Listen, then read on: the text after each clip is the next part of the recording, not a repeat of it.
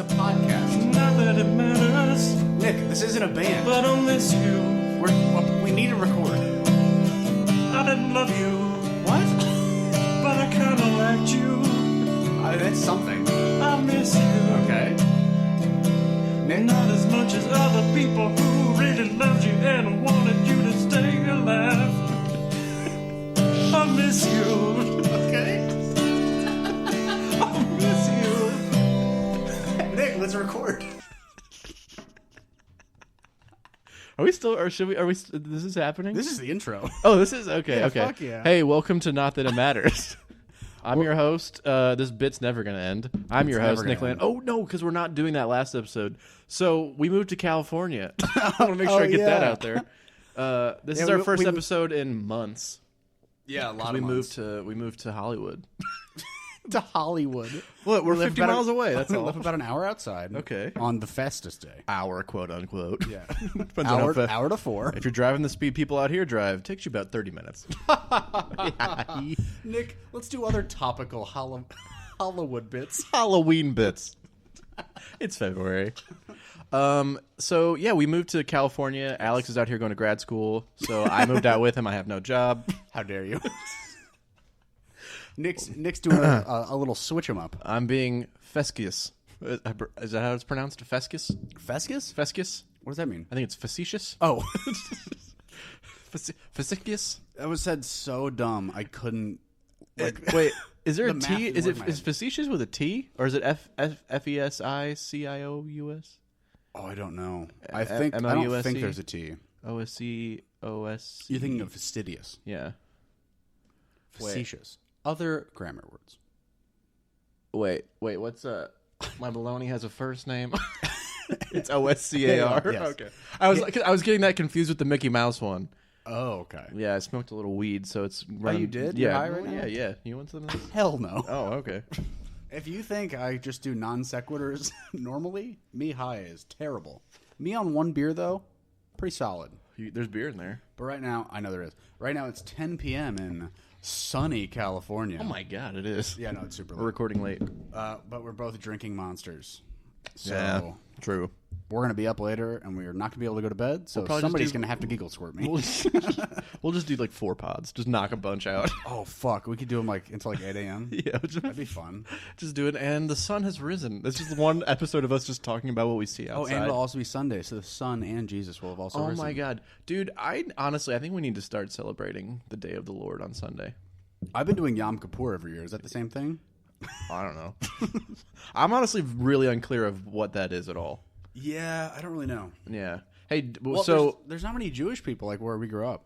Like I didn't know like any it's a Jews Jewish really. thing? I thought it was a Yom Islamic Kippur? thing. No, Yom Kippur is Judaism. What am I thinking? Oh, Ramadan. Is what I'm Ramadan, thinking yeah. of. Ramadan Not related is- sound like phonetically at all, but somehow No, I got that Ramadan out of is it. Islam, and Ramadan's where everybody Fasts. Yeah, they fast Yeah. for.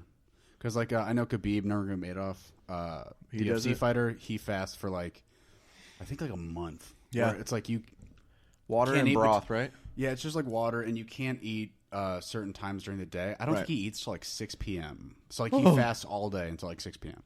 Dude, so he doesn't fight during that time. I had a either. muffin this morning, and then I waited to eat until you cooked me broccoli. Yeah. and made me- I literally thought I could feel my ribs. 'Cause You I feel hadn't your eaten- ribs? I hadn't eaten this morning. They probably sounded delicious. I bet they did. Yeah, I was getting real hungry. I can't believe you got me to make you broccoli. Oh, I can. Well, I mean, I had a little cook sesh today. Yeah, I did- knew you were made cooking. chicken, broccoli, and then mashed sweet potatoes. I also knew Delicious. that I could play your ego against you and be like, yeah, I bet you can't cook it that good, and then you did. Yeah. And it was good. I'll give you that. But talking about broccoli, we moved to California, so we're here. I'm in grad school. Alex is trying to find work in the film industry. He's making moves.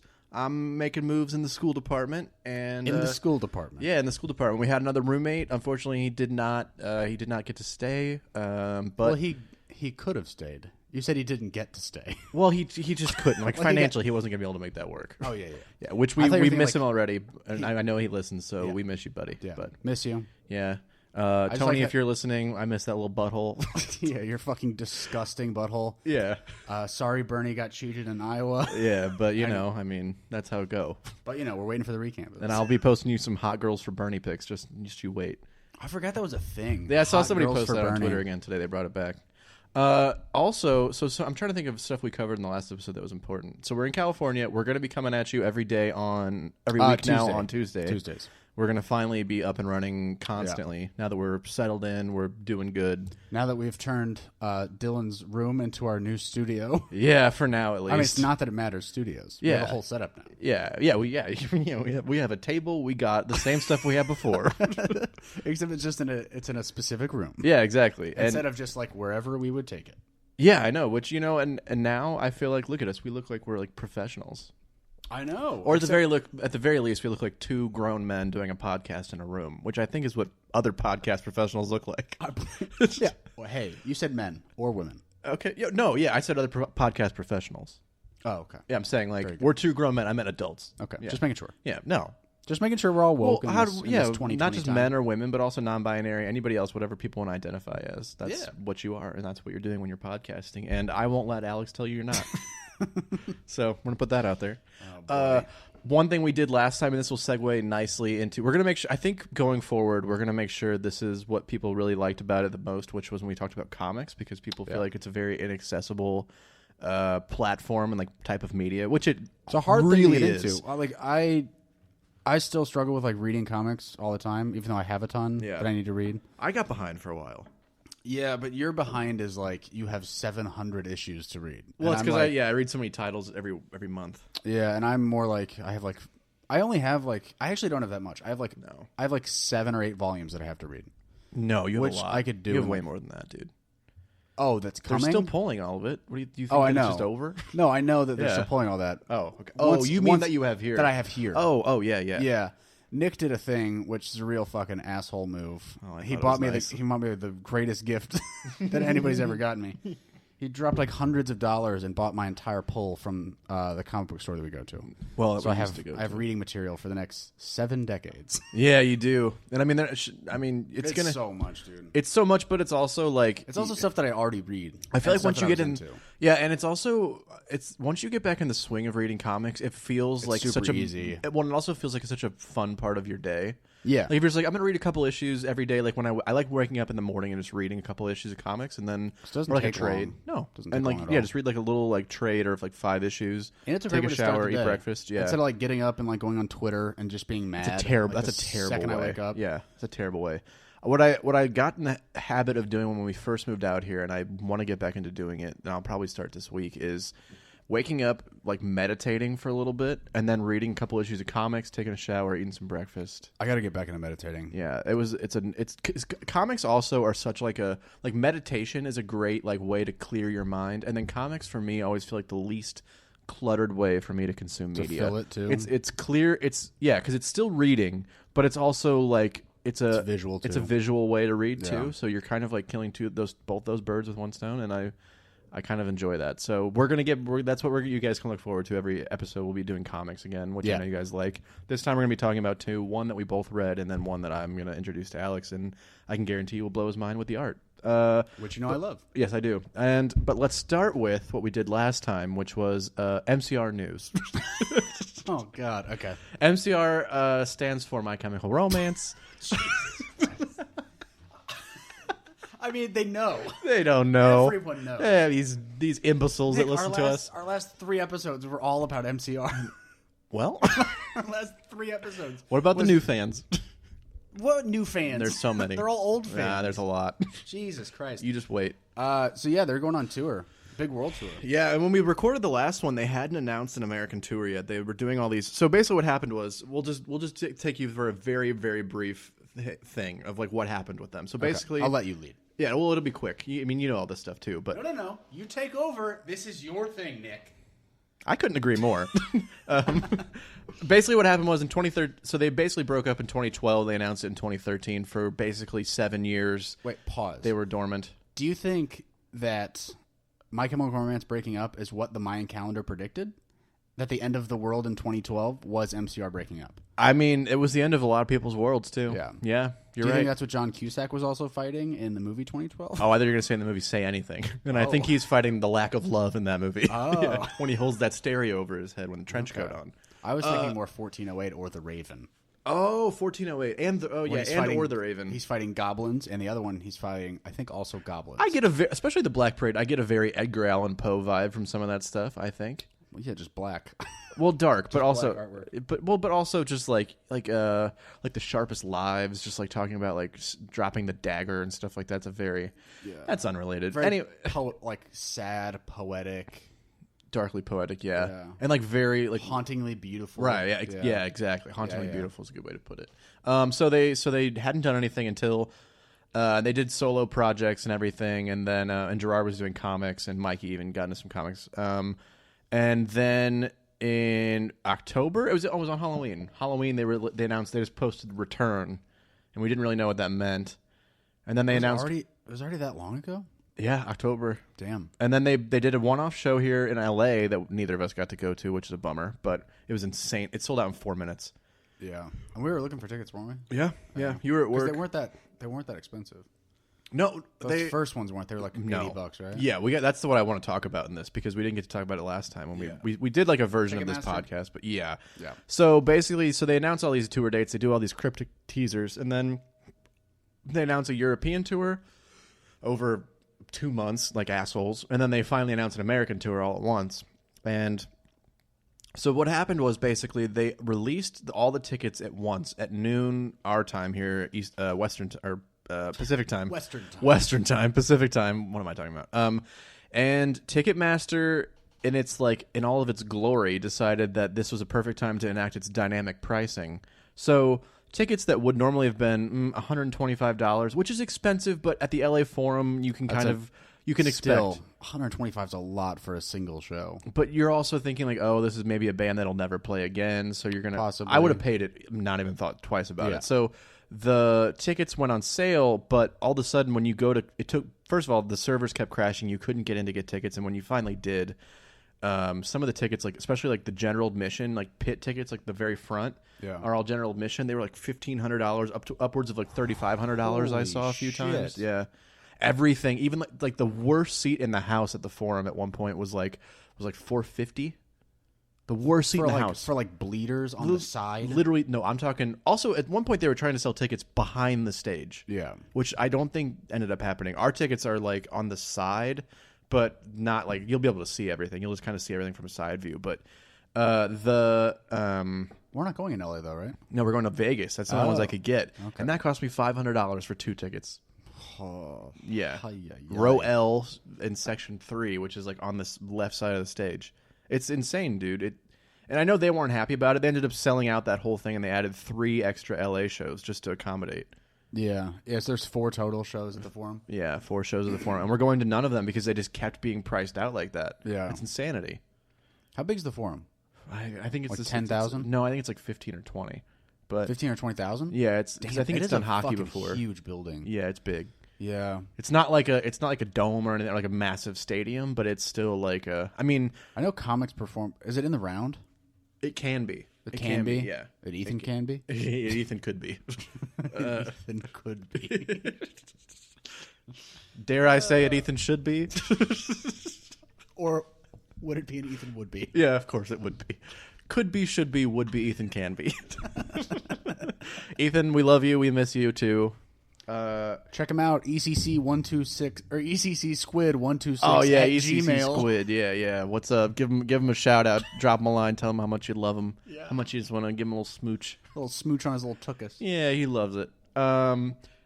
Yeah. So that's what's going on with them. We're hoping for new music. I think it's Alex is sure it's happening. I'm positive there's a I'm new not. album coming. I think I'm too jaded. I think you're still like all fucked up from them disbanding at the beginning, or And then- from 2012. Yeah, and then they and did then that. just being nothing for so long. Well, they also think almost got us that one time with the Black Parade is Dead thing in 2016 when they announced like just a date. See, I don't even like that. Doesn't even ring any kinds of bells for me. Really? No. So, I mean, why would they put a new album out with the same name? Black Parade is Dead. No. we didn't. All they posted was a date, and then and that's what it ended up being. On that they announced that they were Gotcha. doing a 10-year anniversary for the and it was MCRX, which is what I have. Yeah, it's this logo. They're for sure doing another album.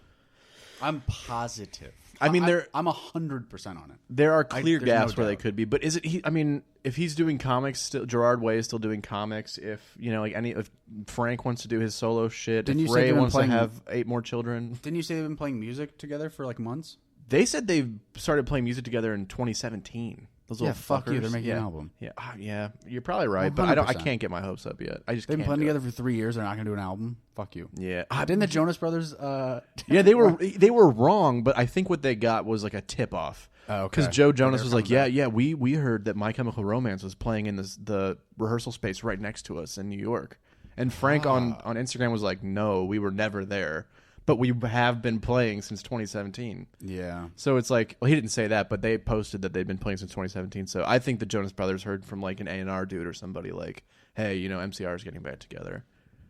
Because Cool. yeah, I mean, but anyway, so they're there. They're gonna do new music. Maybe they're gonna do that, and we're gonna go see them in October, and we'll tell you how that goes. They sounded. We both watched the video of that first show back. They sounded great. They didn't sound like anything changed really. Sounded okay. I think what I thought they I thought sounded Gerard's great. voice was a little wonky. A little bit. He could still do it. He looked very still can. uncomfortable. He looked Yeah. like he looked like he's like really shy on stage. He looks like now. he's been writing comics for 6 years. Yeah, he looks like his hair and he just looks. I mean, but he just has been like writing comics, especially such like a solitary. He's a cute, gig. tubby little canvas He jacket is. wearing boy. He's also eating, which I can't really be upset about, and like he's not drinking. Oh, is or he anything. anorexic? I mean, that was the rub. That Or was he the doing rumor. was he doing liquid calories? Dude, remember like Where he Danger was- Days when he had that red hair? He looked gaunt as fuck. He looked like a fucking Yeah, he ghost. did. Yeah, He looked like a ghost of you. yeah. He looked like he was. Yeah, I will leave people. yeah, yeah. But I think that's because we've been watching. We were watching Doom Patrol, the TV series. Yeah. And Really good. Gerard writes the current run of Doom Patrol, even though the one that we were watching is way more based in the Grant Morrison Morrison. era. Yeah, which is just batshit bananas stuff, which I love. It's insane. Which did we never released the episode of Doom Patrol that you read?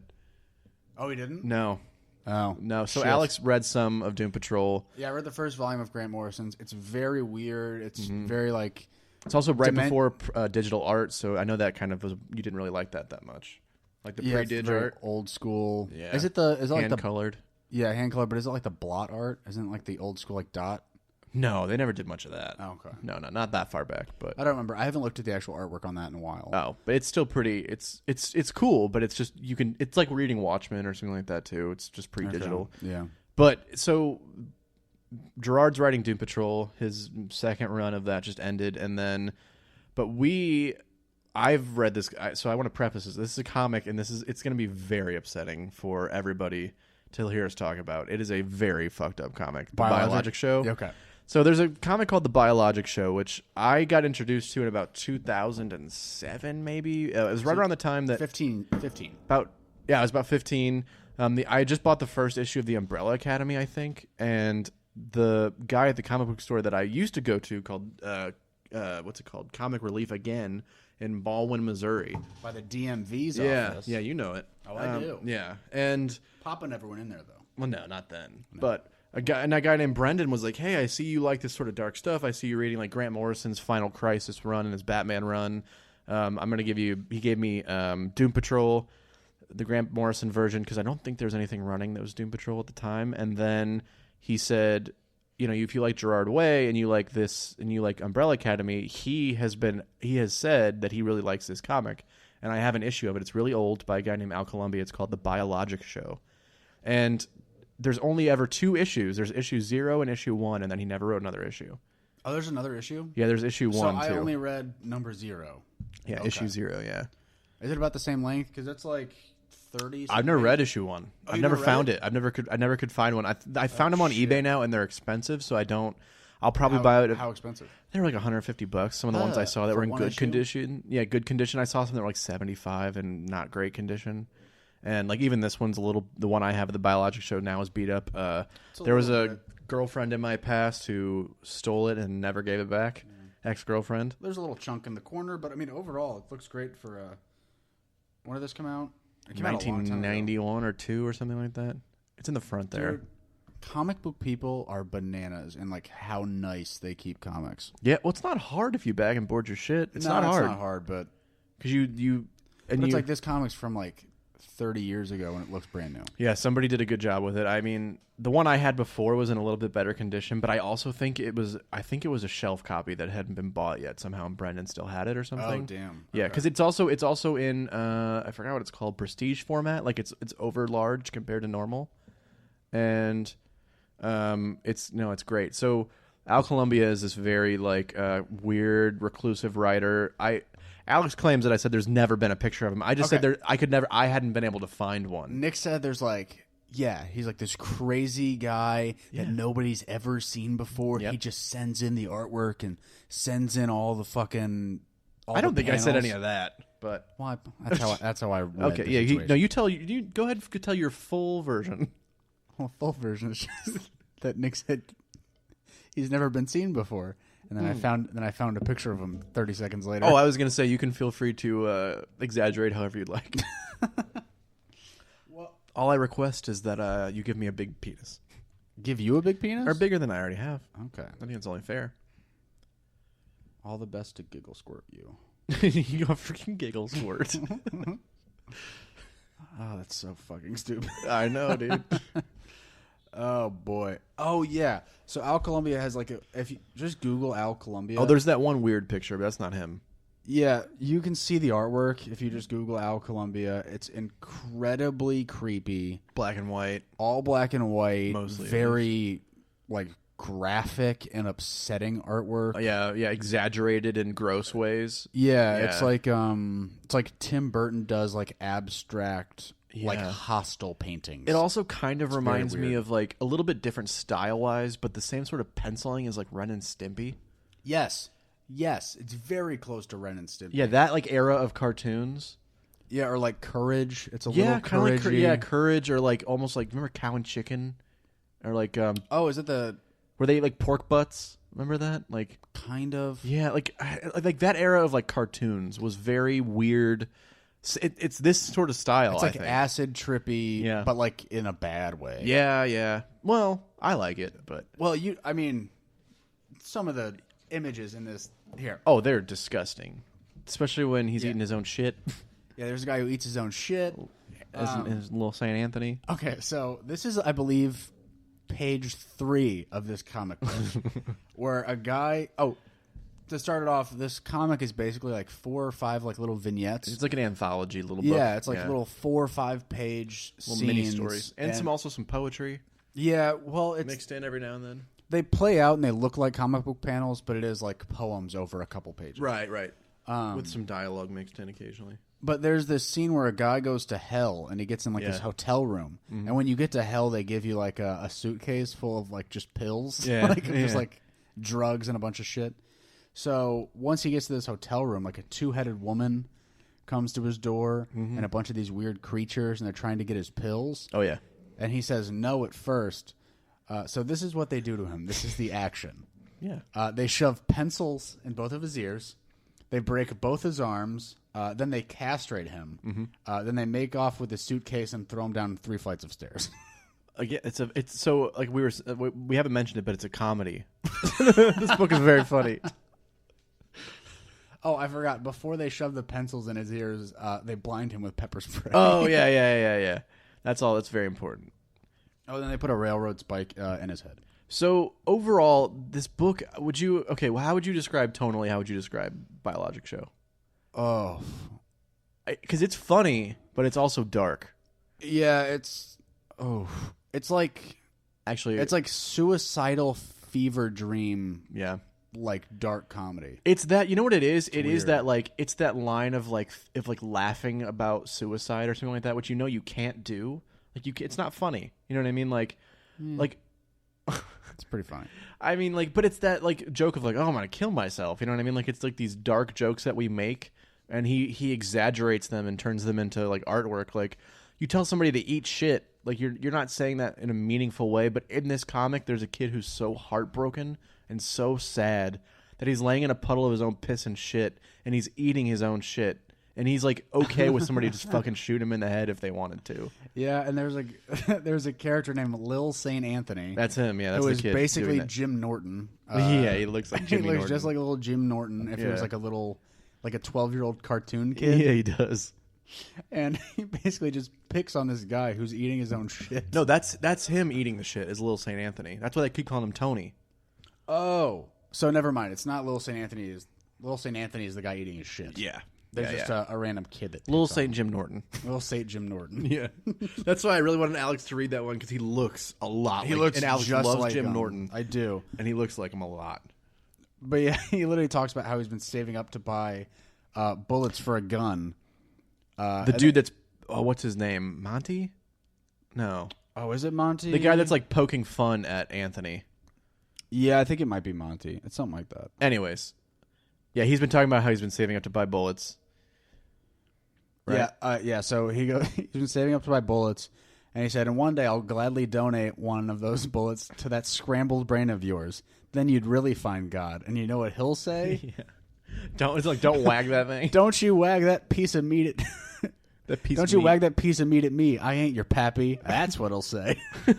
So because it is funny. Like it's funny. It's very funny. Yeah. It's so you know what's weird about it too is like those two. Like people always say like there's a very fine line. Like it's a very thin line between comedy and drama, or comedy and horror. Yeah. Yeah. And comedy and tragedy. Yeah, well, yeah, and this book is both. I think horror is very close because, like, a lot of what's funny is the stuff that scares the shit out of us or like really embarrasses us. It's very close to horror. That's why, like, Freddy versus Jason and shit like that is funny. Like, it shouldn't be funny watching people get their fucking heads cut off, but it's fucking hilarious. Well, I mean, that's a little bit different because it's just so over the top, right? They're so close to each other, though, and that's how this book is. That's how this one sells the comedy like above the horror because it's literally like it's a guy like eating his own shit and he clearly wants to die, and then it's just the kid is saying like all of the meanest possible things. Yeah. So and it gets to such a high level that it just becomes fucking hilarious. Well, and the only nice thing he says to him is, "I'll fucking shoot you." And he's like, "Oh yeah." Yeah, literally, he's like things. Like there's like is it at the end where the couple on the bench eats each other, or is that not how it goes? I thought that's what happened, but. Sorry, say that one more time. Is there not the scene where the couple on the bench are eating each other, or do they not do that? I thought they don't do that. Okay, so he ends up. I thought he's about to eat her, right, or something like that. Like no. So basically, this couple is on this bench. Yeah, and then she finds this flower that she loves, and she thinks it's the most beautiful thing ever. And while she's looking away, he just starts ruining the flower. Yeah. And then once he ruins the flower, she's like, "I fucking hate you. I'm going to leave you." And then he's like, "Oh, you want to fucking leave me?" And then he just starts like choking her, and then he fucking grabs her lower jaw and her upper jaw and like rips her face in half. Well, and then they don't eat each other. Who's the bald dude? In the back, it's just a random guy in the background. And his dog, who's like, he just starts nipping at his heels. He beats the shit out of this dog. Yeah, his dog bites his leg, and he beats his dog to death while this is all happening. Yeah, dude. Just in the background, he's like, "Oh God, yeah, I killed my own dog." It's so fucking. It's the weirdest fucking. This is the weirdest comic I've ever read. Yeah, they do eat each other at the end. They blah into each other. Like they look like they're like becoming this like amorphous mass, basically. They're just like all mixed up together, but. I mean, there's no indication that they're eating each other. Well, I meant like no, I don't mean like with their mouths, like taking bites out of each other. I mean like their two bodies are like succubusing each other, kind of like they're like. Yeah, they are. Into one. They are, yeah. They're turning into one giant Jabba the Hutt-like creature. Yeah, because if you're eating each other, like you can't tell where one starts and the other one's like begins. You know.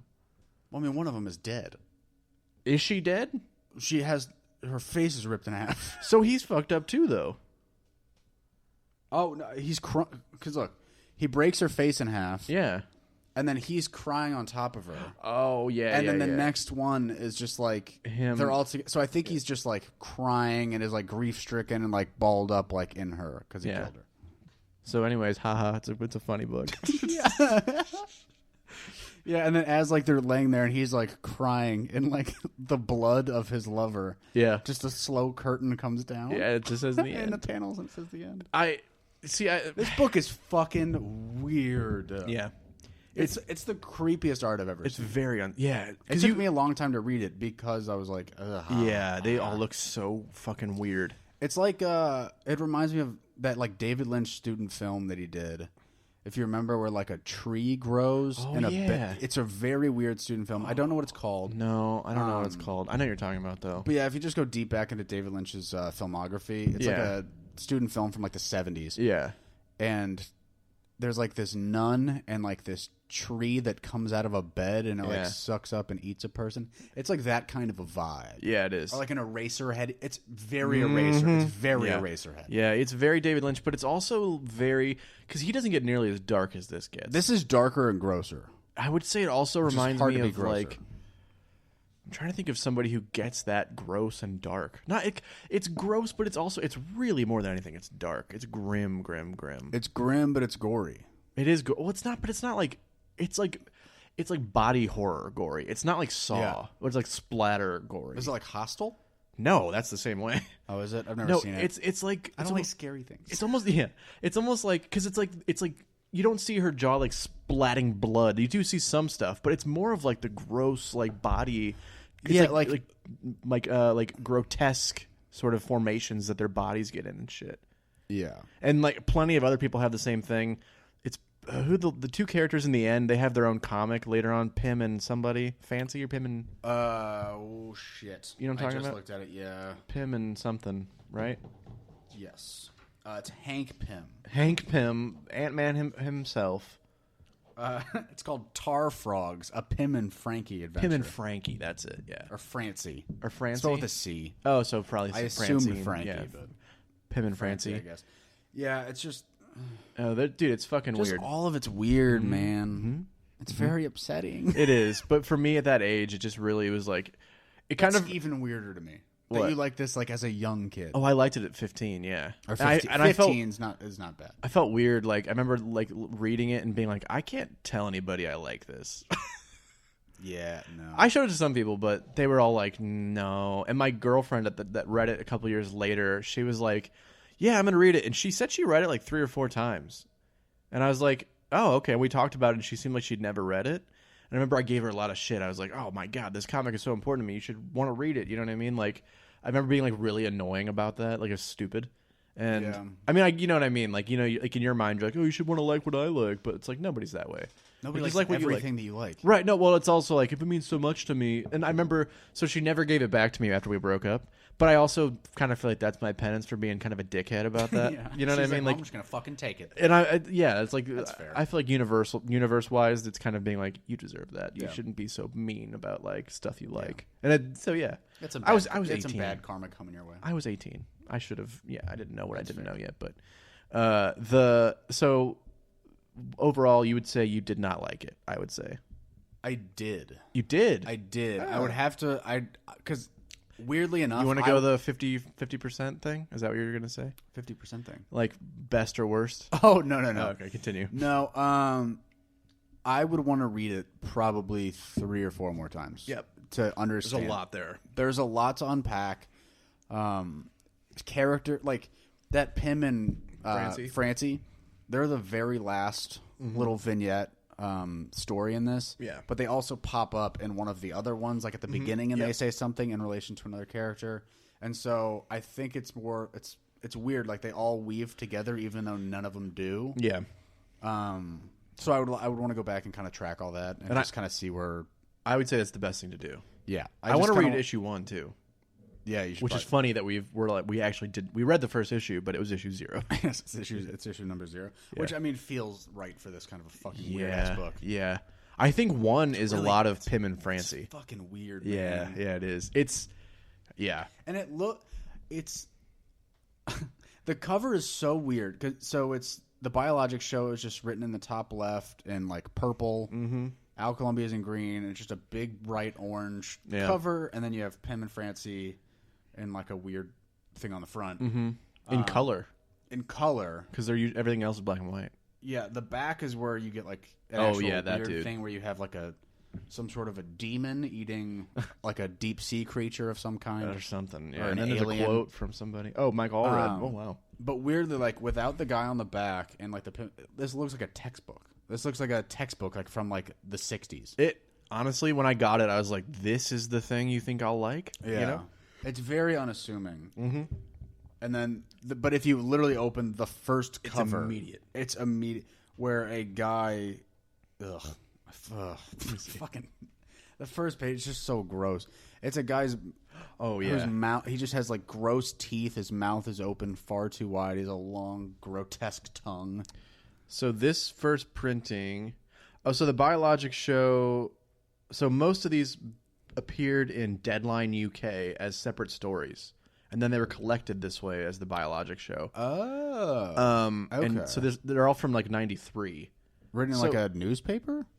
Like a magazine. Magazine? Yeah. And what I want to say, though, is about that is I was going to ask you, because you came from like less of like you weren't into like the really artsy shit in like high school and college as much, you said. Like you didn't get into that as much until like college, especially. Like you said, you weren't into like really deep artsy weird shit like David Lynch or anything like that. I honestly didn't get into any of this shit until after my dad died. Oh wow, okay, so even later than that. Yeah, okay, 19. But even then, would you say that like you could have like, because I feel like before I read this, I could never have imagined something like this existed. Yeah, that's fair. Like even so, would you say like back then, if I would have shown you this you would have been like, "There's no way that this is like a thing," because it's so weird and so dark. Well, I mean, now that I took that David Lynch class, so like this doesn't seem as weird. Right. But I'm saying before that. Before that, I think I would know like deep down that there was like people that like are into that. Yeah. But like I just never would have any interaction with those kinds of people. Same. And that, or I would have also been like, where, like without, I also still probably even like without Brendan showing me this, I would never like know how to seek something like this out. Yeah, I mean it has to be a crazy niche audience if you're not into like body horror and people that are just. Yeah, I mean, Fantagraphics I know has done quite a bit of shit, like back in the day they did. So like maybe there was, I mean, clearly there was some audience if fucking Gerard Way is reading it in like the late 90s and shit. Yeah. But like, but Gerard also is like a person of that ilk where he's into like very dark and. Yeah, you're right.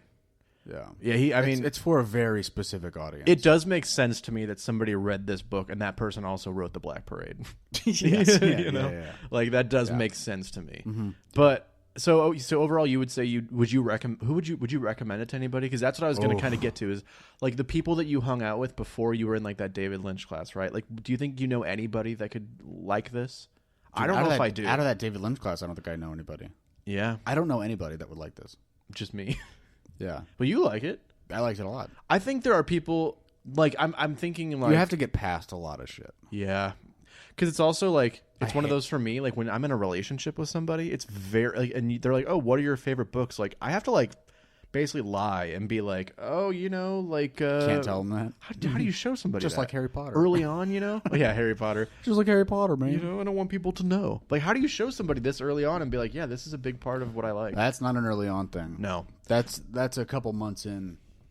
But this is very much like the same sort of like, I think this is like the edge of where I go, like darkest stuff. Like, because I love Neil Gaiman, Stephen King, all kinds of like really dark shit I always have. And like, this is the I don't edge. think the darkness of it is what would hold people back. I think the actual visual is what would. The graphic nature of it? It's really gross. It's grotesque, yeah, I think. I don't like it. No. It's very macabre, too. Like, it's very like... Mm-hmm.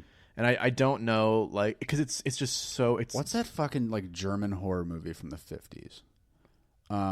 Dr. Zhivago? Dr. Zhivago? I think that's what I'm thinking. Is that a German horror movie from the 50s?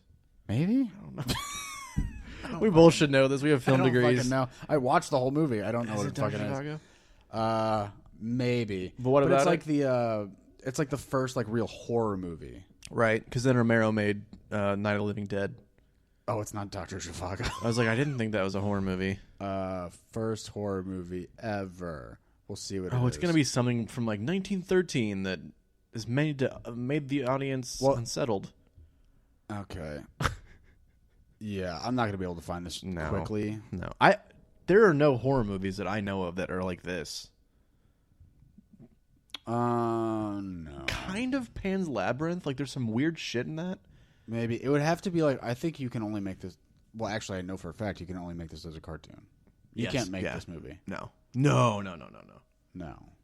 you would have to use all like what's the word? Prosthetics and like. And I don't think you could do it justice. No. I mean, you could definitely get you could get weird shit out of it for sure, but. I found it. What is it? The Cabinet of Dr. Caligari from 1920. Oh, yeah. You know what's funny is Gerard loves that. Does he? Of course he does, yeah. It's very of this style. Yeah. Yeah, let's find some images from it. I mean, yeah, it is very, yeah, exactly. Yeah, if you want to search the cabinet, like that's the kind of like sets you're in. Yeah. If you want to search the Cabinet of Dr. Caligari, Cali, and then Gari, it's very similar. Yeah, Caligari. It's just weird, unsettling. That specifically too. Oh yeah. Yeah. It's close. I mean, it's a weird like similar vibe where it's very unsettling. The artwork doesn't look the same, but no. But that's the thing that I was thinking of. So I would that say took enough time. Yeah. Well, I know, but I mean, movie. but I would say overall to you guys listening, I love it, and I definitely think, and you liked it. And I liked it. I think if I put some more effort into it, I would either like it more or hate it more. I think it's also one of those if you like sat down and like put on the right kind of music and just sat there and read it.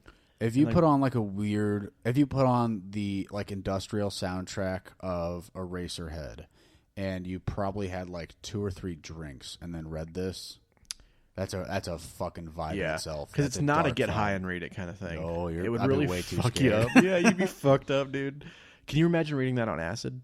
Oh, Jesus Christ. Dude. I've never done acid, and that just sent a shiver down my spine. It would be fucked up. I can tell you that much. That would be very scary. That would fuck up my like dreams for weeks. Probably. So do we recommend it? I don't know. Oh, boy. I would look at the artwork online, search Al Columbia, search the Biologic Show. If it seems up your alley, maybe give it a shot. Mm-hmm. It's very interesting. Some of the writing is beautiful. If you have a fucked up sense of humor, you're probably going to like some bits on this. I love it. But it's not for the faint of heart. It's not for everyone in any way.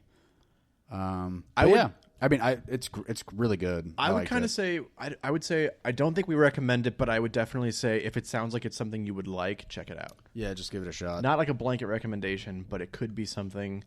And I would probably try to buy. You can probably buy it online, right? Just a digital copy. No, you can't buy a digital copy. No. You have to buy the actual comic. Mm-hmm. Okay, well, if any of you guys have $100 lying around, buy this comic book. I think you could probably. I think issue 0 they made a lot more of. I think you can find that one for like $50 or $60. Okay. On eBay. Yeah, a cheaper Will you hit that version. Fan switch and turn it on? Turn the fan on? I'm a little hot. I'm super hot. Okay. Well, you are wearing a hoodie. Yeah, but I have nothing under it, and if you see my nips, then where are we at? You know? I mean, relationship. I'm wearing a fucking tank top, and my nips are showing. But I've seen them all the time. Just at the highest setting. Yeah, thank you. Well, you know what I mean. For our highest is the lowest. Because our apartment building is dumb. They are dumb. So let's move on to. We'll break up the comic talk and talk about a movie that we just saw yesterday. Ooh, Birds of Prey. Yeah, Birds of Prey and the emancipation of the fantabulous emancipation of one Harley Quinn. There it is, and we saw it yesterday. Yeah, and there was nobody there. Yeah, box office wise, it's really not doing well, but it's only. It's what, third day? Yeah, but I know it's projected to make lower than what it did. Yeah, I mean, this is Saturday. John Jones for those won. people, this is Saturday, February 8th. If you're interested, Alex, John Jones won. John Jones won? Yeah, John Jones. Oh, shit. John Jones hands Dominic Reyes his first career loss via unanimous decision. Oh, that's dumb. Yeah. God, John Jones has not been putting people away. No. Okay. Continue. Birds of Prey. Yeah, what did you think? I loved it. It's incredibly stylistic. It's very funny. Yes, it is. It's almost like Edgar Wright-y, kind of, a little bit. Yeah, I would say, I could see that for sure. Yeah. Little James Gunny. James Gunny, for sure. Yeah, very, very Guardians. Very Guardian. It's really, like, a lot of popping colors, a lot of very interesting... The whole, like, city of Gotham has, like, a different vibe. Like, when you're on the street, it feels like a Chicago or a New York. Yeah. But when you're in, like when you're seeing like big sweeping shots of it, it almost looks like is it Batman Forever, the George Clooney one? That is Batman and Robin. Batman and Robin. It almost has that kind of vibe, a little bit. I think, but it's not. I think it's more of like the Burton Batman. No, it's it kind of is Batman Forever almost, which is the Val Kilmer one, where it's not like schlocky like and like terrible like the Batman and Robin one, but it's still like these vibrant sort of colors the way that was. I feel like they really were like, okay, well, James Gunn is gonna do a movie for us, and like the big burst in colors and fun vibes of Aquaman and Wonder Woman. Not Wonder Woman. It wasn't really. Never mind. It wasn't Wonder burst Woman in colors. 84. Yeah, but that one's that's how that one looks. But yeah, I think people liked that and they wanted that. I think DC realized that they're like, okay, we have to stop. That's what I was trying to think Shazam. of. Yeah. I think DC was like, okay, we have to stop doing these incredibly dark, sad fucking movies. It only works for Batman. That are drab. Yeah. Like, nobody fucking like, you don't get it. Like, when you go to a Marvel movie, not only are you getting excited for all the characters, but it's big, it's bright, it's vibrant. Oh, yeah. There's like depth and character to every single scene. Yeah. And those Batman v Superman is like, everything is just it's depressing. It's what we've said before. Zack Snyder is an incredible cinematographer. Yeah. He has no idea how to direct. No. And I mean but we see that a lot. Even though everybody wants the Snyder cut of that's been huge on Twitter. Release the Snyder. Dude, people have bought billboards here in LA for that. Yeah. That is insane. In Hollywood, yeah. That is insane. What about BVS made you think that the Zack Snyder cut of Justice League is going to be that much better? The director's cut of BVS is way better. It is way better. Yes, it is. Yeah. It is much more intelligible and much more like inherently watchable. Yeah, coherent for sure. But I mean, I don't know. See, I don't care about that. I don't either. I don't care about it. It's my least favorite movie. If they release it, I'll definitely watch it though. Was that only last year or was that 2018? 2017. Justice League was the end of 2017. Oh shit. Yeah. Oh yeah, I didn't. Because Aquaman was the beginning of 2018. I watched it like a year late, and I fucking hated it. Or Aquaman was November 2018, I think, or something like that. Yeah, you did. Justice League was terrible. Also sucked. I fucking hated Aquaman too. Yeah, and I mean, I've never been more like disappointed than like BVS and Justice League, because you can't fucking tell me that you have a movie with Batman and Superman and it made 800 something million, right? That's pretty good. That's still a good turn. Like, that's fine. It definitely made its money back. But Justice League, you have a movie with The Flash, Wonder Woman, Batman, Superman, Cyborg, and who am I leaving out? Is that it? Batman, Superman, Cyborg, Wonder Woman, The Flash, Batman. That's Cyborg. everybody. Yeah. So there's only 5 of them. I thought it was 6. Aquaman? Oh, did we not say Aquaman? Maybe not. Yeah, who cares? Yeah, so those 3. Oh, it's 6. Yeah, because it's Aquaman. Who cares? It's the Trinity, Aquaman, Flash, and Cyborg. Dude, 6. BVS, I believe, made less money than Ant-Man and the Wasp. No, I don't think it did. Ant-Man and the Wasp didn't make 800 million? Oh, maybe it did. You're right. 800 million is not a lot for Marvel. No, not for Marvel. But what I was going to say was, like, you can't tell me that movie with all of those heroes in it can't make over 700 million. It made 600 something million. Justice League did. So Justice League made as much as Ant-Man and the Wasp. Ant-Man and the Wasp made 620. Okay, so it made less than BVS. Yeah. But BVS also had the hype train going for it ahead of time. Justice League did not. Well, Justice everybody saw BVS. Well, and then Justice League at the tail end got the hype train because like, oh, Joss Whedon took over. But then Joss Whedon just waggled his dick for a minute and was like, okay, yeah, I'm going to fucking come in here and like, it's going to be great.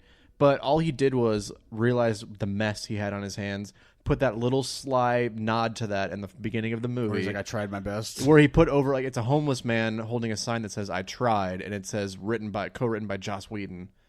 And it's like, and then the only thing that's clearly his is the terrible mustache. Anything that's shot like that was Joss Whedon. And you don't need it at all. No. I mean, I like the idea. It humanizes Superman a lot and makes him a likable character, which he should be. He should be the character that you like the most. Like, if you're doing it right, you should be like, oh, Superman, he's awesome. He's so cool, and he's just really trying hard. Like, he's run off his feet constantly, and he just has time for these kids. You know what I mean? Like he could be everywhere all the time, and he's just making time for these kids. You know what I mean? Like, that should be a great moment. But all you can look at is the Play-Doh of an upper lip that Henry Cavill has. And then also Joss Whedon clearly added in that Russian family for, like, context of how bad the thing was. But, like, other than that, it's such a bad movie. And so Birds of Prey is following in this new line of DC like hits, which like Aquaman made over $1 billion, whether you liked it or not. That's objectively a hit, no matter it's factually a hit. Did Wonder Woman make over $1 billion? No, Wonder Woman I think made somewhere like 700 something million. It's the best one. I would say Shazam might be the best one. Well, and also you could say Joker. Joker isn't. We don't know that it's not. Eventually, not. I know it's not. It's not. It's not. But Joker's not in the DCU. Suicide Squad isn't. What? Not anymore. The new Suicide Squad movie. Oh, the new one's not in the... Well, I don't know. Actually. DC is so fucked. I don't think they are. I think they're at this point now where they're saying, just make good movies. I don't care if they're related or not. Just make good movies. Yeah, that's fine. But, like, that's the benefit of Marvel is, like, you have one guy that just controls it all. Mm-hmm. And he also... And he has the vision for it all. And he does, like, quality control for tone and, yeah. Yeah. And DC is just, like, just throwing shit at a wall and being like, can all these fit together? Yeah, and I think they looked at, like, Jeff Johns, the writer, and they were like, okay, these movies aren't looking good. Will you come in because you're such a good comic writer and, like, save this ship? And so now he keeps getting his name attached to these, but he hasn't written any of it. The only thing he was ever writing was that Batman movie with Ben Affleck, which got scrapped. So right now, like, you have a guy who's Did that like... get scrapped just because Ben Affleck was like... He dropped out. Hate all this backlash? I don't know if it was he that. was also drinking really bad. He was going through alcoholism. I think he would have still done that movie if he wasn't trying to save the relationship with his kids and everything, which is fine, which I get. Totally worth it. Jesus. It's the same reason Zack Snyder dropped out when his daughter committed suicide and all that stuff. And you totally understand why. Yeah. But so Birds of Prey is in this new string with Shazam, Joker, Aquaman. I feel like I'm leaving one out, but I wouldn't remember. put Aquaman in like the new string. Why? I guess it is. It made $1 billion. Both Wonder Womans. Well, we don't know if the new one's good. It looks good. It looks really good. It looks better than the first one. The first one's very gray. Birds of Prey, though. Oh boy. Yeah, we're fine. Yeah, so Birds of Prey. That was a fun goddamn It's a great movie. time. Very funny. Very, very funny. Such a well-cast movie, too. Mm-hmm. Yeah. Because you're dealing with... Black Canary's awesome. She's great. Black Rosie Canary's great. Perez as Detective She plays Montoya. Renee Montoya. You have Harley Quinn. Margot Robbie as Harley Quinn is just inspired casting. Oh, amazing. Everybody was calling for her to be cast as Harley Quinn after Wolf of Wall Street because she does a similar kind of accent. Mm-hmm. Yeah. And everybody was like, she would look really good. And then you see her in Suicide Squad. She's like, she's perfect. But in this movie, she really shines as Harley Quinn. Yeah. She gets her chance, and she does such a good job. There's this bit that she does early in the movie about an egg sandwich. That's just so fun. It's perfect, yeah. Yeah, it's tonally perfect. It sets up the movie beautifully. I forget the actress's name that plays Cassandra Cain, too. I was going to say, because she's in it a lot. Ooh. She's a young girl, and I don't know her if she's done much besides that. I doubt it. She's like... She's probably like a newcomer. Probably 15, somewhere if I had in there. to guess. Yeah, and she does a great job too, especially in a very crowded cast where Mary Elizabeth Winstead stands out as the Huntress. She's great. I thought she was great as Huntress. Mm-hmm. Yeah, I thought she was really good. They make a really good joke. She doesn't have much. Like, I think she feels like a character who probably got cut. Like more down. I bet she had more scenes and she got cut down.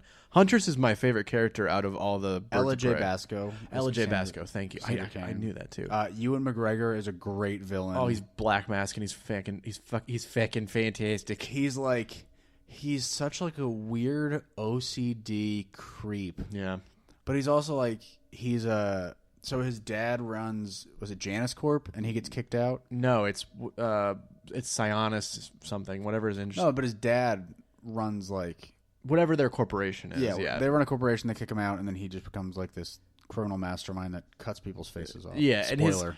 And a lot of what drives him too, which is I think is funny. And I don't quote me on this. I'm not exactly sure, but I don't think that is a lot of what drives the Black Mask in the comics.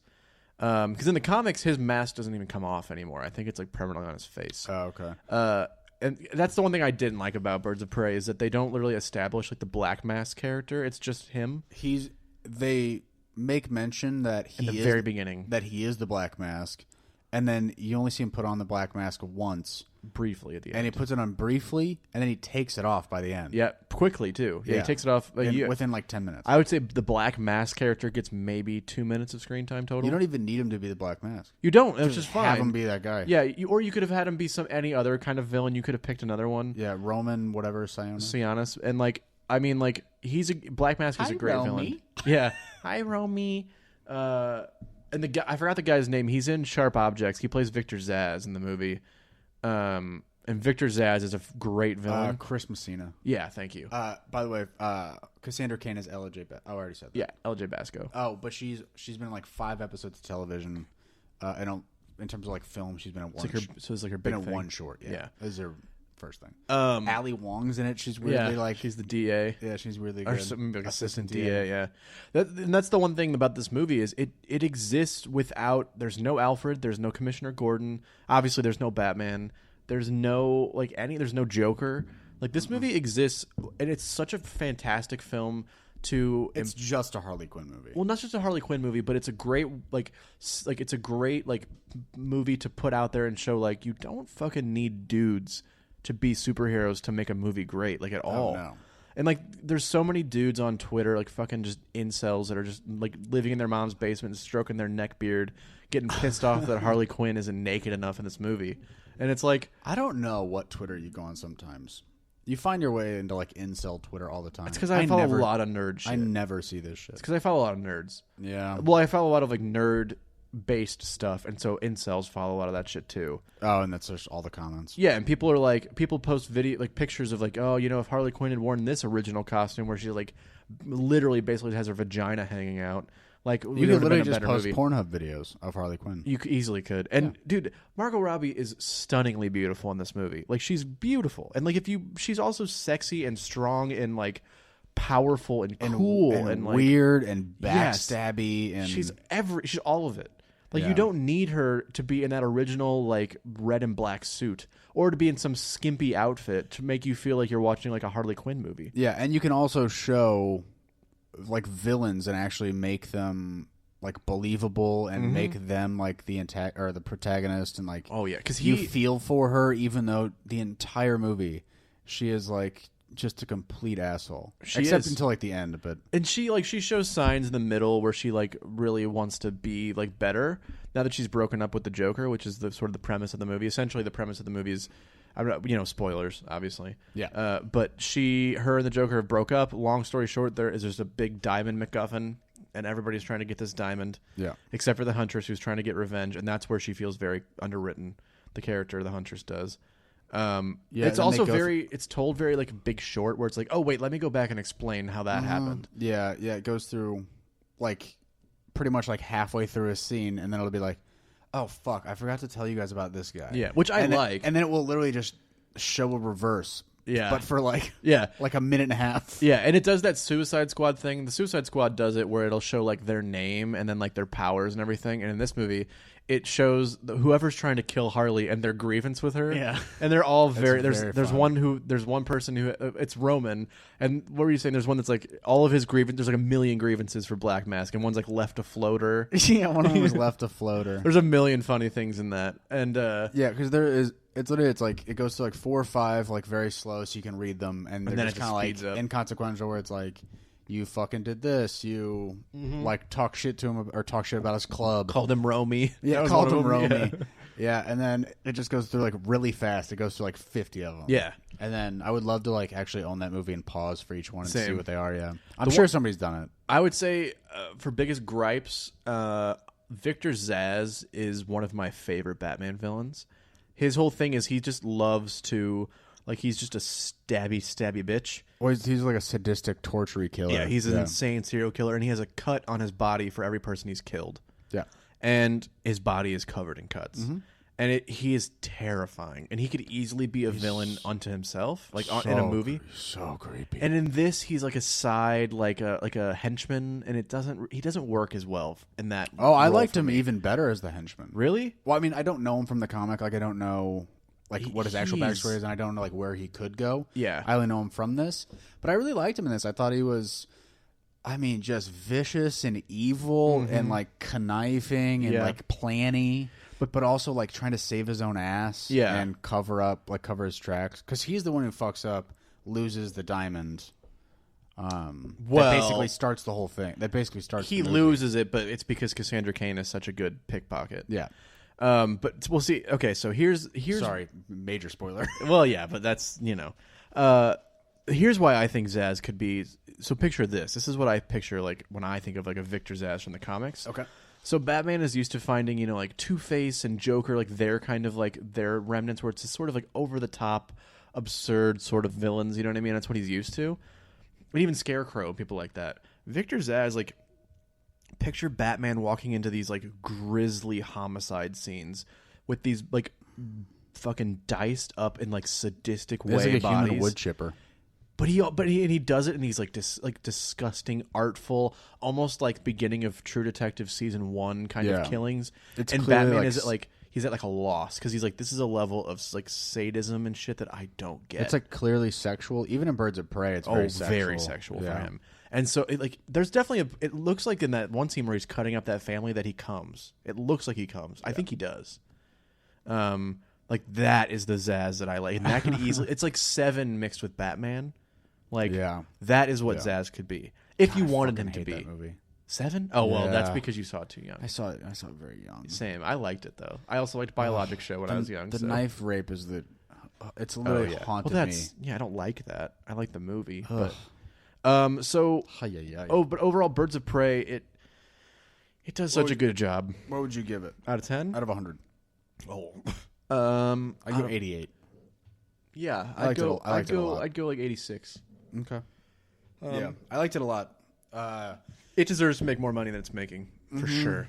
I mean, there's a really cool scene where, like, you understand like how crazy. Jesus Christ, what can I think of? Harley Quinn? Yeah. She's like being beaten up by Roman, and as she's getting hit, she's just going through like a musical. Yeah. Like in her own head. Yeah. It's very fun. Oh, I love that, dude. Yeah. But this movie's like very stylized. There's the whole scene where she breaks into the police precinct to break Cassandra Cain out of prison. Yeah. And how she's doing it is she has like a grenade launcher and she's just shooting people with like bean bags. Yeah. And like confetti. Yeah. And like smoke bomb, like brightly colored smoke bombs. Yeah, like blue and pink. That or scene, blue and red or color. There's great. There's this amazing slow motion shot where there's these like red and blue clouds of smoke coming together, and the blue starts to darken, and it looks like Harley Quinn's colors, and she like emerges out of the smoke with the gun, and I'm like, dude, that is so iconic. Like that is going to be on everybody's Twitter when it comes out. And the gun is like bedazzled. Oh yeah, dude, yeah. The gun is covered in like rhinestones. But I think what stands out the most in that movie is the hand-to-hand fighting. Like it's really good. That fight scene where it's Harley Quinn with Cassandra Cain in the evidence room, and she's beating the shit out of those bikers and everything. Well, that is insanely well choreographed. That one's good, but I thought it was even better with all the Harley Quinn and all the Birds of Prey fighting all the henchmen. Yeah. They're fighting all these henchmen in like a carnival fun house, like a big carnival fun house. Yep. And all the henchmen are wearing masks. It's just a really cool scene. And they don't, because Suicide Squad has superpowers in it, but it feels like a movie that doesn't. And they do show Black Canary using her power finally, but only once, which really annoyed me because it's not like that's not how it works in the comics where she like uses it at all. And I actually, let me stop myself. It doesn't have to work the way it does in the comics. Don't get me wrong. I'm just saying, like, that it's such a dumb way. Like, don't put it in the movie and then be like, oh, if she uses it, she passes out. Yeah, that part was kind of dumb. Yeah. I didn't like that at all. But you know, but I mean, this wasn't really a superhero movie at all. No. This was kind of like, I mean, it's just like a crime. It's just a crime movie. If you look at what DC's doing right now, they are doing a lot of. They're like occupying all the spaces that Marvel isn't occupying. Like, Marvel has nothing that touches Doom Patrol as far as like a TV show could go. Like, WandaVision looks like it's going to sort of almost like be like in that vein. Yeah. Like weird. Yeah. But Doom Patrol is time jumpy, different dimensions. There is nothing like that on TV. Doom Patrol is the weirdest fucking show. In a good way. In a great way. Yeah, and then like Shazam, it's like this fun sort of like kids movie almost that's like could definitely work. It's like an all ages film, like a family film. Ant-Man is that way kind of. Ant-Man 1. Yeah, Ant-Man and the Wasp. I'd say Ant-Man and the Wasp was that way too. Yeah. And then also like, you got to pee or something? I have to pee really bad. Why don't you pause it really quick? Okay. You go pee. We'll be right back. Yep. All right, well, that was a lovely little tinkle. No time even passed. Yeah, just like that, you guys don't even know what happened. For all you guys know, it was just a infinite whiz. And by infinite, I mean not infinite. That was like 90 seconds. Yeah. Well, 90 seconds. 30-second P, 60-second text. 30-second P, 30-second just look at myself. 30 seconds it took you to walk from the bathroom back in here. Yes, even though it's 2 steps away. Yeah, and it took him 30 seconds. Okay. So let's end on Birds of Prey. Yes. I would say definitely go see it. Yeah. This movie deserves your money.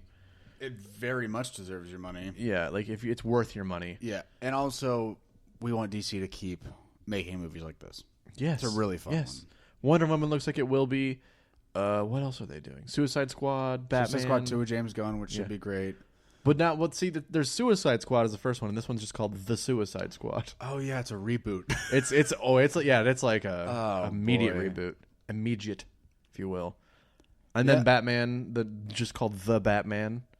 You know what's weird? The girl who directed the woman who directed Provide her name. Birds of Prey, Kathy Ann. Yep. This is pretty much like the first thing she's done, really. Yeah. She did 3 shorts. She did something in 2018 called Dead Pigs, which I've never heard of. And Never heard of it.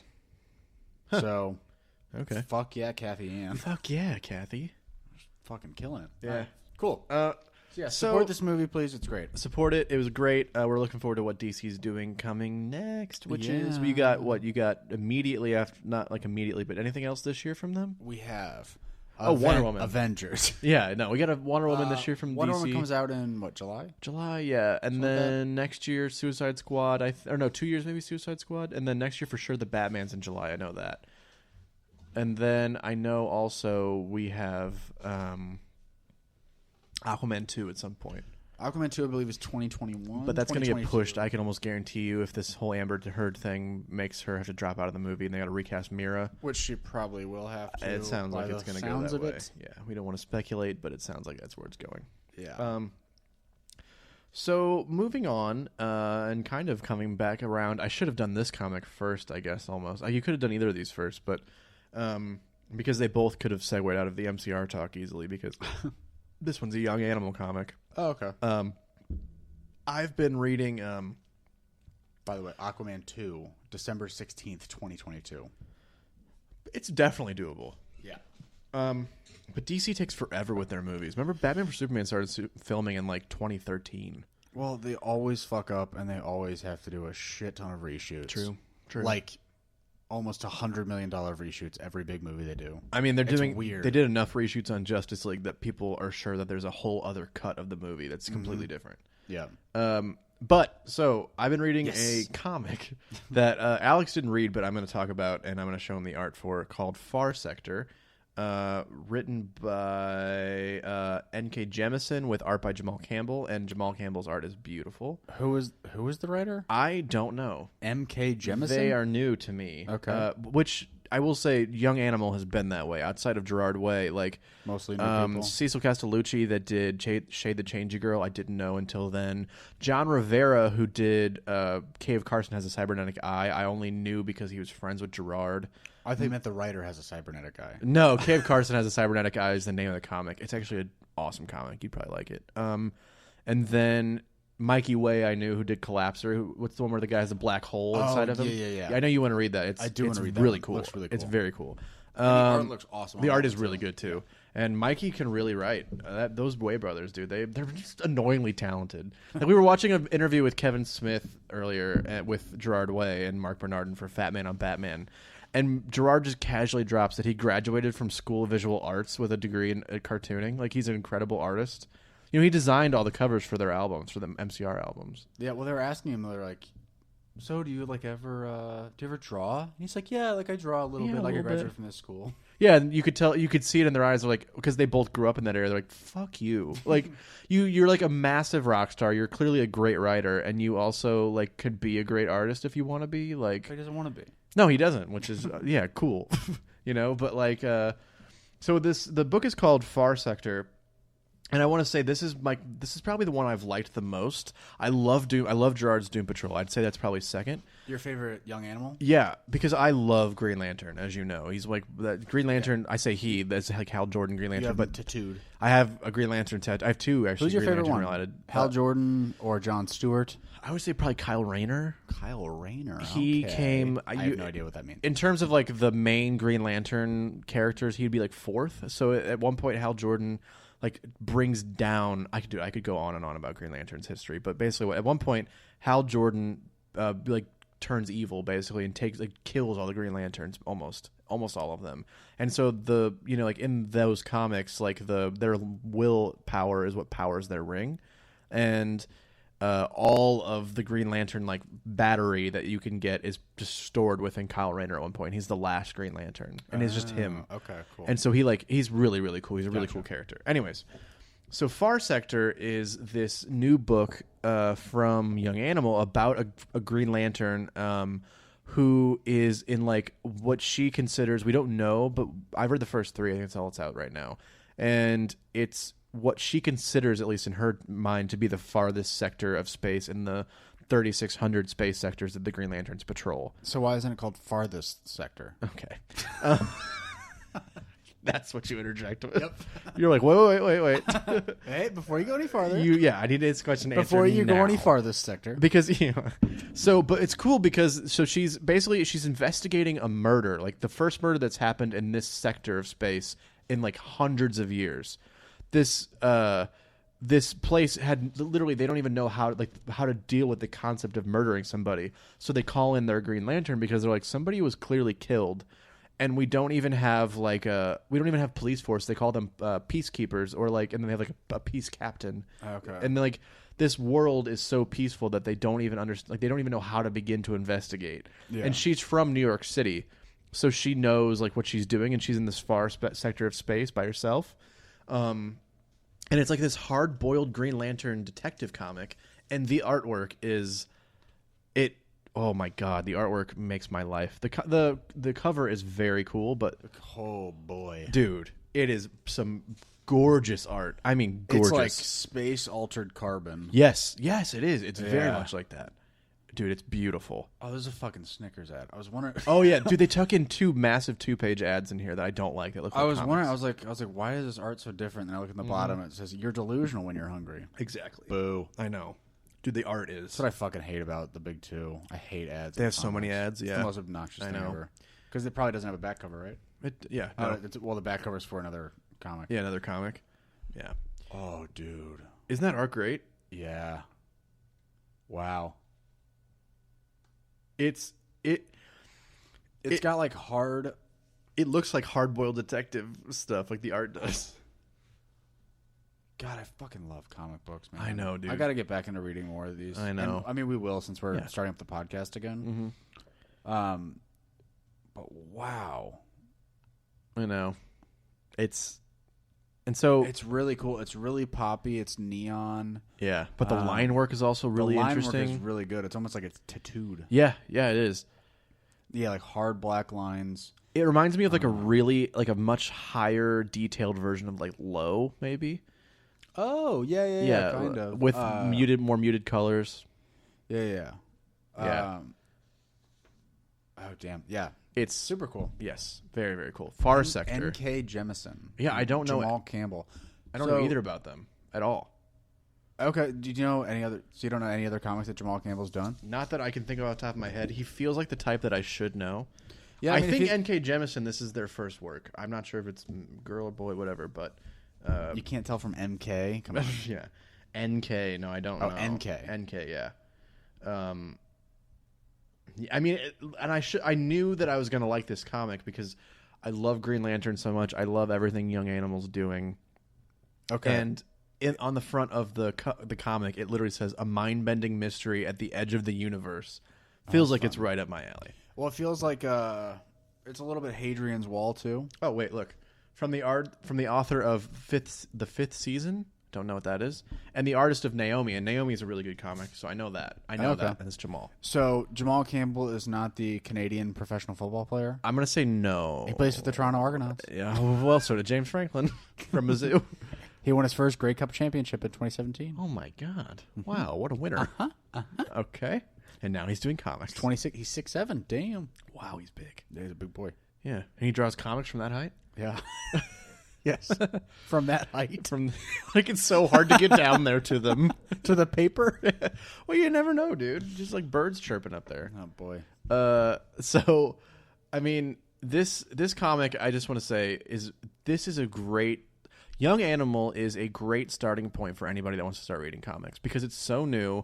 Most of the comics don't really touch in terms of story to each other very much. They kind of do. There's one crossover, and it's pretty good. But it's very accessible because it's so goofy and weird. A lot of the stuff is Young Animal stuff. Yeah, like Doom Patrol. Doom Patrol. Because the Doom Patrol show is very much like what happens in the comic. It's even weirder in the comic.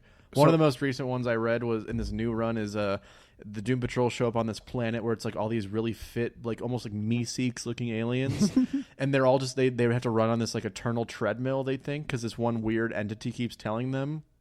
But then finally, they have to do. Yeah, but then finally, one of the Doom Patrol just plunges their hand through reality and pulls out this big bulbous blue alien like them, but it's like a big ball, and it's like, no, you don't have to be like that. You could just be like this. Like whatever your body looks like is great. And literally, they just like they solve like body image issues for these aliens. They all stop working out. Yeah, and they all realize they're like, we could be big fat balls together. It's great. We're happy, and this is our natural form. It's so funny. Next week, by the way, we should just do Doom Patrol. I'd be down. Let's do season one of Doom Patrol. Do the show. We could even do the comic too. Dude, I think the show is going to be like at least an hour and a half. Yeah, maybe. You're right. Yeah, because you got to finish it, and then I do have to finish it. I'm like 5 episodes behind. Well, I was gonna say we could do some of the new Doom Patrol stuff, not Grant Morrison's, the Young Animal Doom Patrol. Oh, okay, yeah. That would. I think that might be easier. Yeah. So we can keep the comics going. The TV show too. Yeah, and the TV show.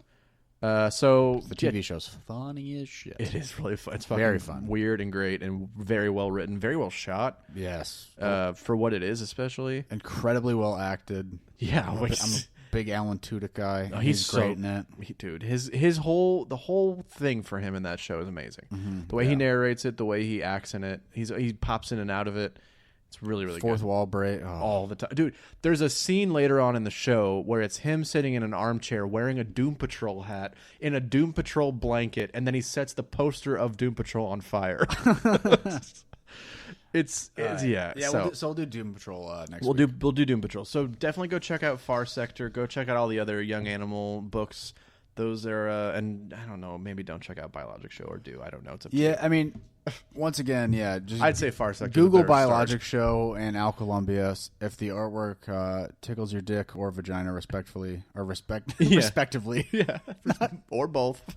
Respectfully. Yeah, respectfully. If it tickles your balls or clit very nicely, then go check it out. If it asks first and then does it. Yeah, of course. Sorry. Yeah. We live in an age of consent, especially with this president. With what? This president. Oh, this prison? President. Oh, president. Yes. Sorry, yes. I'm mumbling. I'm getting tired, so I'm mumbling. Oh, damn it. Okay, so Far Sector, check it out. We will do Doom Patrol next week, and we will see you then. Yeah, see you then. Thanks, guys. It's not that it matters. That's staying in. Yes, it is. It's our theme. Bye.